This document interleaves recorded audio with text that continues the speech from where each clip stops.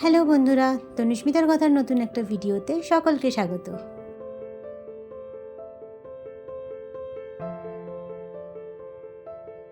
কি করছিস তুই? রং করছি। তুই তো ভয়েস ওভার দেবে না, এই ভয়েস ওভার দেবে। পরে বলে দেবো। কি রং করছিস? কেন রং করছিস বল? তুমি বলো। এখানে এখন বলবে না, তোমার ভয়েস ওভারও বলতে পারো। বলে দিই, তারপর যা হবে বলে। মা তারাকে রং করছে, কারণ হচ্ছে 22 তারিখে আমাদের মন্দিরে মা তারার বাৎসরিক উৎসব। বাবারও হয়, বাবার হয় হচ্ছে কবে যেন ডিসেম্বরের 27 ডিসেম্বর বাবার হয়। তো রং করার দায়িত্বটা আমরা এনাকে হায়ার করে এনেছি। ইনি একজন প্রফেশনাল আর্টিস্ট। তো এনার নাম্বারটা আমি পরে দিয়ে দেবো। ঠিক আছে, যদি কারোর বাড়িতে রং টং করতে হয়, এনাকে ডাকবেন। তো এই যে রং করা হচ্ছে, তো ওনারা দুজন ভদ্র মহিলাকে নিয়ে এসেছেন। এনারা ভদ্র এই ম্যাডামকে পাহারা দেওয়ার জন্য, ঠিক আছে। আর এই যে ইনি এখন এই যে ইনি এখন পালাচ্ছেন।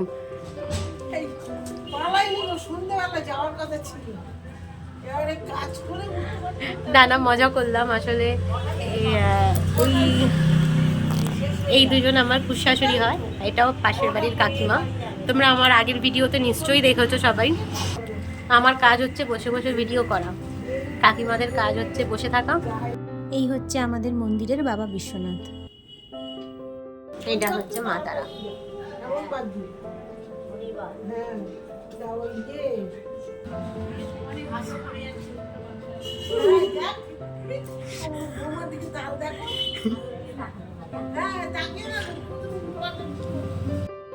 এই হচ্ছে আমাদের মন্দির। এখন ঠাকুরের রং হচ্ছে, এরপর মন্দির পরিষ্কার হবে। তো সবটাই তোমাদের সাথে শেয়ার করব, শুধু দেখতে থাকো।